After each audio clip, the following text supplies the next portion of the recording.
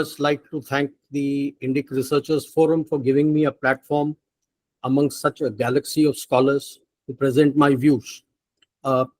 In the opening session, keynote address, and in the first session, we have seen the kind of challenges the scholars have given what India is facing. And the topic, civil society. Now, this term civil society itself is a psychological warfare. It comes from the West. Why do I say so?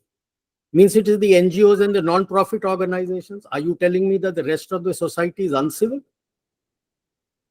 Just imagine the play on the mind. We are using this word civil society. That means the rest of the people are uncivil, or they are savages and they have to be taught. They are illiterate. I'm sorry. I don't agree to this. The NGO and the non-profit organization are doing a social service. So we should call them social service organizations. The moment the lexicon is changed, the whole attitudinal thinking changes. Otherwise, today the NGO thinks they don't know anything, we are going to tell them. So it starts from there, the terminology and the lexicon used.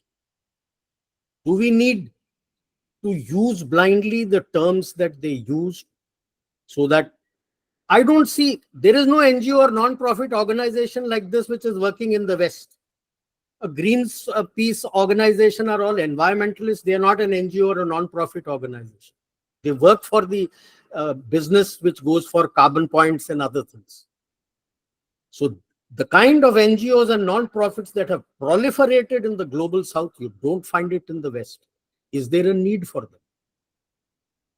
So I will touch not more as much on the challenges as to give a conceptual framework of strategy that is being followed to keep you suppressed.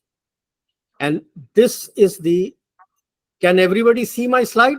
It is, I've used the term India, Bharat, I don't use the term India in most of my talks because Bharat is the name of our ancient land. Hindustan was given once the Islamic rule came, and India is the name given to us by the Britishers. Our ancient land is called Bharat. What is the aim? Aim is to subvert you, to divide you, to ensure internal weakness, prevent your rise.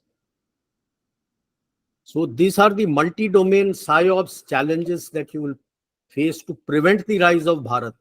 And both the Anglosphere and the PRC with Islamists are using it. The Anglosphere call it a full spectrum dominance. PRCs is unrestricted warfare, which the most important one are the three warfare strategies: legal, psychological, public opinion. So if you bring in your PMLA Act and other acts, they will see the loopholes in the legal and make use of them. There's a term used, reflexive control. This has been a term with the communists. The other, reflexive control. It's more of a communist term, and a lot of research has been done by the Americans on this, and they, I think, have learned a lot from it. Reflexive control means that the person is not going to tell you exactly what you're supposed to do. He'll create the environment around you in such a manner that you will take that path, and thereafter you'll stand by it with full force because you'll think it is your thought process guiding you. Information warfare, we have experts on it. I'm sure General Panwar will throw a lot of light on that. It is always, you find your reports which come are negative and pessimistic. And it covers your cyber, digital, media, space, entertainment, cultural, education, you name it, everything. Of course, we have spoken about it, the external support to terrorism in Northeast, J&K, Punjab, and in other places internally. The aim, to my reckoning, is to ensure, like what Rajan sir had mentioned, that during now the elections are going on, the kind of narratives that are being built up, the aim is to get a purely a coalition-based center, where no party has a majority, a weaker military. That means you will be submissive. Something akin to what was there in the late 80s till about 2014. You want to balkanize Bharat at any cost. You want to curb its rise. And if you can't balkanize or curb the rise. You want it to be a nation of followers, not what we are talking of, strategic autonomy and Atmanirbharta. Next, please. Next slide. Yeah. It comes from both sides. The US and the West call it full spectrum dominance, and the term used by George Soros and his ilk are totalitarian democracy, which itself is an oxymoron statement. A totalitarian can't be a democracy. There is a book written by Engdahl, published in 2009. The Chinese, of course, unrestricted warfare. Our own Arthashastra talks of Tushnim warfare, which we have all forgotten. In book 7 and 10, when he talks of various forms of warfare, you have Prakash Yudh, which is visible, you have Kut Yudh, your diplomacy, and in it is Tushnim warfare, that one of the speakers had spoken about the use of various forms of spies and other things to keep the other rising power down. Next. Essentially, what I have read is there are 4 stages in which they do the subversion. First is demoralization, next is destabilization, third they'll create a crisis, and fourth their person comes up for normalization. Over a period of time, the people get angry with him, then the whole cycle starts again. And from where did I get it? There is an institution in Boston called Albert Einstein Institute, established in 1983 by Dr. Gene Sharp, and does nothing what Einstein does, nothing about science. It teaches 198 ways to overthrow elected governments through non-violent means. Right? And I've given the link below. Openly in Boston is this institute where they conduct these courses. And when you go through their pamphlets, our speakers earlier had mentioned about the Maidan. So you have the yellow revolution, the color revolutions, the rose revolutions, the Arab Spring, everything, the manner in which to go about is listed there. And what is added on today to all the systems that they have mentioned is the social media. Okay. Our own, one of our persons from the CABSEC, Vipindra NC, has published a beautiful book of mapping the Chinese footprints influence operations in India. So it is both sides are coming at you, not one. Next. Now, in that book, he says the 4-step, how the subversion is done. As per them, demoralization is supposed to have finished in 15, 20 years. It didn't happen in India. It's been going on for decades now, many, many more, even during the British times. But why isn't has happened in India? That's the positive part I will touch later. So your ideas, your structure, your life, everything. Then comes destabilization. It's not that while the demoralization has to complete, for destabilization has to come. At a particular level, they'll go in for destabilization and create a crisis, and thereafter normalization. People of our ilk will still remember the 1974 crisis that took place, the rail agitation and Jayaprakash Narayan and all that. They did try to bring in a normalization by a coalition, but it flopped. Things, if you look back in your history, you'll find it has been an ongoing process. What is the PSYOPs in military domain? They will hype their own technology development, push boundaries of false information to demoralize via false propaganda. While that is going on, they want to target your industrial workers, your scientists. You create fissures within your civil, military, and intelligentsia fusion. And it is in addition to ongoing spy ops to disrupt and divert focus, so that more and more military starts getting deployed for sorting out the internal problems than their main issues. We have seen it happen in Northeast and in J&K and in Punjab. These are all part of a cycle. That is how they aim to keep a control of the world, and the challenger there who is coming up to sort out things in Asia was China. I don't know how strong it is today. Next. Now, these are the things which they have given in that pamphlet, what you need to do. I've shared that pamphlet when I was DA in Tajikistan. That's when I got to know about it. They gave me at that time free 2 sets. Today you got to pay. And I'm talking of 2004-5. I've shared it with our own int agencies. I've shared it with CABSEC to see that this is what is going to be done. And this is just a sample. I have just given you a few of the sets. And like I said, there are 198 methods that they teach about how to go about it. Demoralize, destabilize, that could lead to a crisis. It's amazing, so well documented that they teach. And it is there out in the open, telling you what is to be done. And each and everything that the speakers have spoken here, you will find that it is there. Taunting officials, picketing, group lobbying, strikes, protest meetings, everything. Like declarations of indictment and intention, trying to cancel you out. Next. So who are these disruptors? Of course, the woke Anglosphere, George Soros is the most visible space. Aim is to break your identity itself. They'll target your identity. You have the PRCs and the Islamists supported by the Khalistanis. Much has been spoken about of the fifth columnist inside. You have some NGOs, clerics, labor unions, everything. Media, false narratives.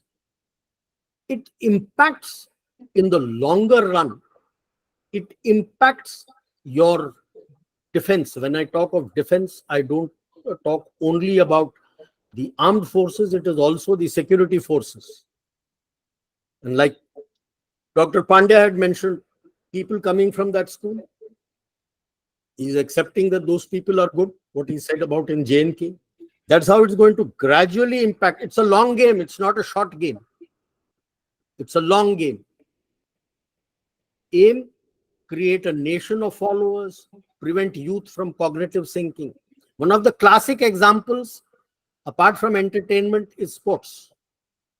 If you read the Roman history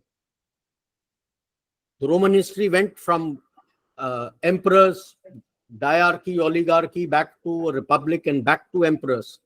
So when it became an emperor, what did they do? The emperor, to divert the attention of the public, the Colosseum, gladiators and arenas. So you are busy thinking there, your cognitive thinking capability is diverted in inconsequential issues. You hype up your entertainment industry and sports and make icons of them. So everybody is looking at that only and not for the development or STEM and whatever else we are looking at. Next. So the subversion strategy had its limitations. It did not succeed as desired. May have been earlier because you were left from when the education system was shifted in 1870, 1871 by the British Crown. They read the Macaulay's report and you had Adams' report of Bihar and Bengal and Awadh. The literacy level was around 68 to 70%. When the British left you by changing their system to educate you as a people who are followers, your education system was 10 to 13%. Now the literacy level, when you look at the latest report, urban level is at 84 and rural is close to 70% and rising. So when you have literate people, they will question, because why? The narrative has to be based on facts on ground and you can't doctor a narrative. So when you hype and give hunger index, while people your regional media also is telling you that you're feeding, people question, no, why are you feeding Afghanistan? You're feeding Afghanistan, Maldives, Sri Lanka. And suddenly you find a hunger index comes out from the West, which places you below all these countries, including Pakistan. Obviously, people will laugh. This Albert Einstein's institution is now known to people. Quite a lot of people know about it. We have seen the digitization, online accounting, all these does curb external funding for wrong purposes to some extent. Speakers who have researched on it have spoken earlier that it's not complete. But today it is coming out what Hillary Clinton had told Pakistan, keeping snakes in your backyard will prove costly. They are seeing it, what's happening in Pakistan, what is happening in the universities in US and the West. Their own farmer strike, they don't cover it. They've had their own farmer strike. Not only in US, it is going on in EU also. And there is a lot of spotlight which is coming on the nominated terrorists. Concurrently, there is a shift. What is happening? Why is it a problem? Because IMF and World Bank is telling the world that the global economy is contingent on Indian economy. That means there is a geostrategic and geo-economic shift in the center of gravity in the Indian Ocean towards India. War in Ukraine, we have seen what has happened to the global north. They need your market, but they need a subservient Indian market.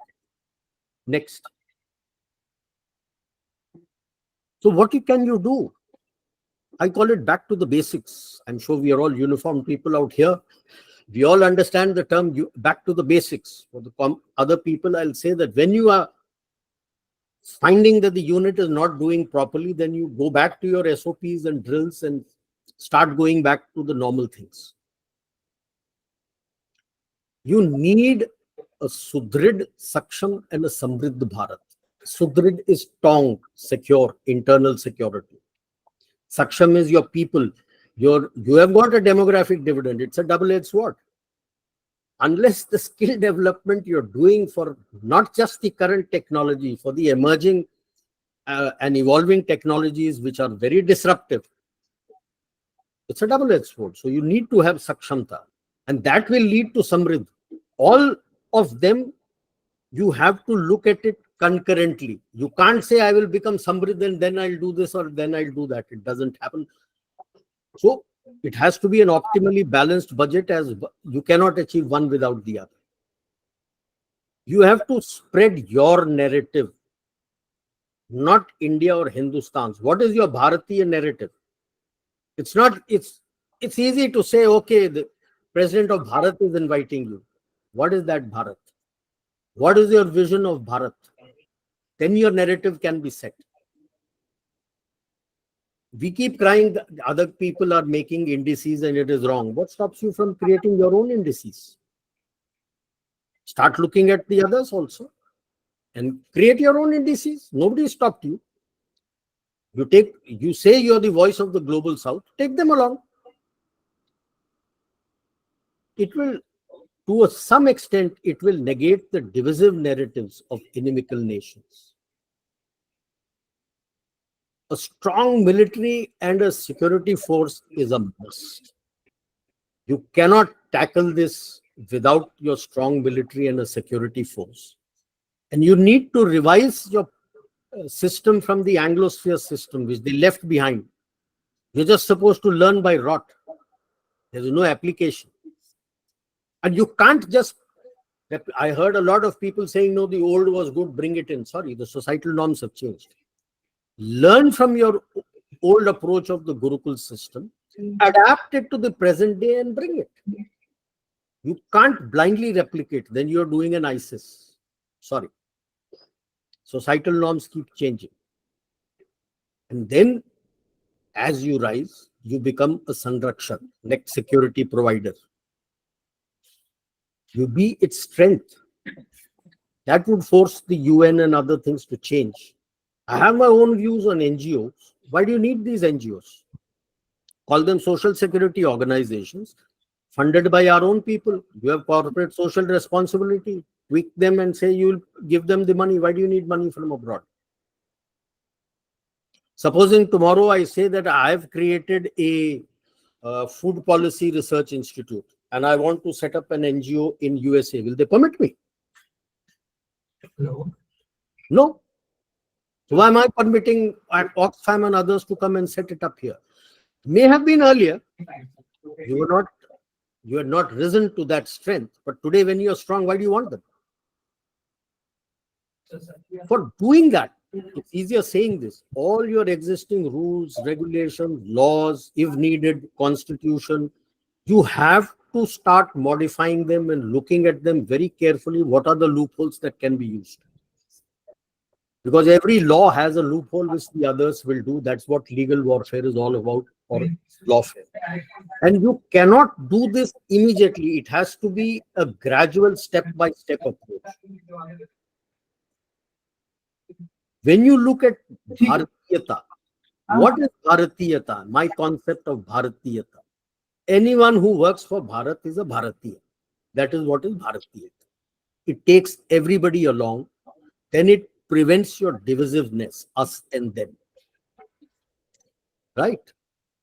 And we need to adapt Chanakya's teachings to present times, especially the three warfares that he talked about. And the last one, Tushnim Yudh. Very, very important. Tushnim Yudh is the silent warfare. We've all forgotten our own Chanakya. We quote Sun Tzu. There's so much more what is available in Chanakya, which we don't do. And the question is it back ripe now to pay back in the same coin? Do we need to do that? You can evolve strategies, you can evolve many things to do, but then that is reactive. You force a hand to stop doing things when you are active. Last, I've finished with the quote Jai Bharati. Bharati I've taken, there was an old, during my young days, there was a film on Sikandar. And in that, there was this song which had this chorus, Jai Bharati, Jai Bharati. Jahan dal dal pe sone ki chidiya karti hai basera. So from that, I've taken it, Jai Bharati. I feel that we need to get back to basics, to get back to what we were. And it's not going to be an easy task, because this psychological warfare for subversion has been going on for decades and decades, and is not going to be easy, because there's a lot of money, as other speakers have said, which is involved in this. So I'll end my talk here, and I'll be free to take questions